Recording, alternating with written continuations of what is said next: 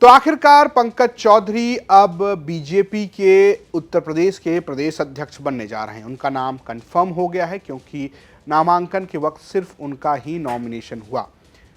साध्वी निरंजन ज्योति ने कहा कि उन्हें भी नामांकन करने का था, लेकिन उन्होंने नहीं किया। उन्होंने कहा कि सारी पार्टी जो है वो पंकज चौधरी के नाम पर एकजुट है।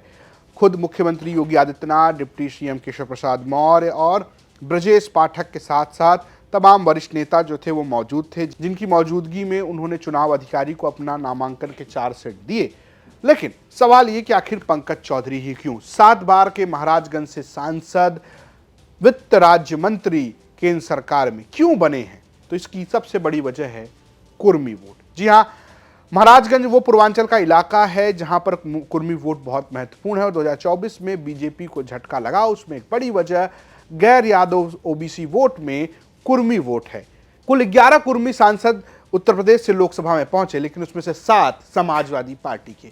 कई दिग्गज कुर्मी नेता, अब वो चाहे बस्ती से राम प्रसाद चौधरी हो या फिर आप बात कर लीजिए अंबेडकर नगर के लालजी वर्मा हो, जो एक समय बसपा के काडर कुर्मी नेता थे, वो धीरे धीरे अब समाजवादी पार्टी में शिफ्ट हो गए। सिर्फ उतना ही नहीं, कुशवाहा से लेकर, मतलब जो कुर्मी और कुशवाहा का एक कॉम्बिनेशन है, उसको समाजवादी पार्टी ने जमकर साधा। बाबू सिंह कुशवाहा हो, लालजी वर्मा हो, राम प्रसाद चौधरी हो, इनको साधने में समाजवादी पार्टी ने एक नया क्षेत्रीय कुर्मी नेताओं का एक अलग किस्म का पैडक तैयार किया। और यही ये मामला लगा कि जहां पर बीजेपी को झटका लगा।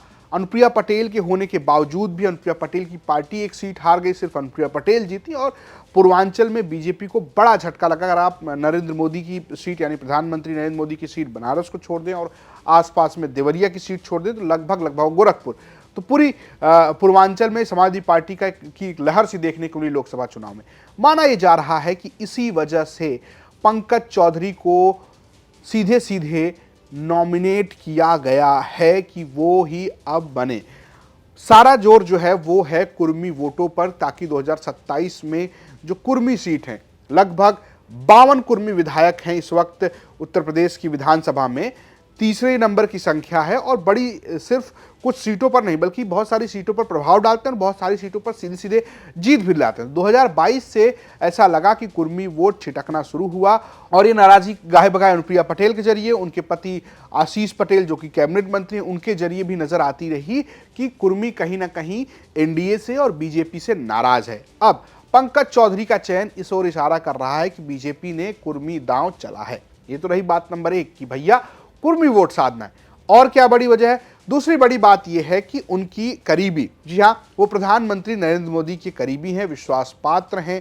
जब चर्चा इस बात की थी कि किसको बनाया जाएगा, मंत्रिमंडल में किसको जगह मिलेगी, उत्तर प्रदेश से कौन होगा, तब सहयोगी दलों के अलावा जिस नाम ने चौंकाया था वो पंकज चौधरी थे। पंकज चौधरी जो वित्त राज्य मंत्री थे, उनको जब वित्त राज्य मंत्री बनाया गया तो कहा गया कि भाई साहब ये भी एक बड़ा फैसला है।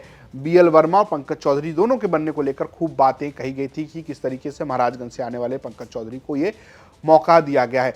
तो केंद्रीय नेतृत्व से उनके अपने अच्छे संबंध हैं। तीसरी बात यह है कि चूंकि कुर्मियों की ही बात की जाए तो सतनदेव सिंह भी कुर्मी है और पंकज चौधरी भी कुर्मी है, तो सतनदेव सिंह क्यों नहीं चुने गए या कोई अन्य कुर्मी नेता क्यों नहीं चुना गया? तो इसके पीछे तर्क ये दिया जा रहा है कि बीजेपी ये चाह रही थी कि संगठन और सरकार में समन्वय बरकरार रहे। लगातार आपको पता होगा 2024 में जब बीजेपी को हार मिली तब केशव प्रसाद मौर्य ने एक नारा बुलंद किया था कि संगठन ही बड़ा है, सरकार नहीं, और संगठन का समन्वय रहे, यानी कि जो कार्यकर्ता हैं उनकी सुनवाई होती रहे और सरकार और प्रशासन का भी काम होता रहे। आरोप ये भी लगे थे कि प्रशासन की मनमाने वजह से कार्यकर्ताओं की सुनवाई नहीं हुई, इस वजह से एक नाराजगी हुई और लोगों ने चुनाव हरवा दिया। अब इस चीज को साधते हुए भी पंकज वर्मा को रखा गया है। अनुभवी हैं, 7 बार के सांसद हैं, महाराजगंज से हैं, कुर्मी बिरादरी से आते हैं। दिलचस्प बात यह है कि शीर्ष नेतृत्व के भी करीबी हैं।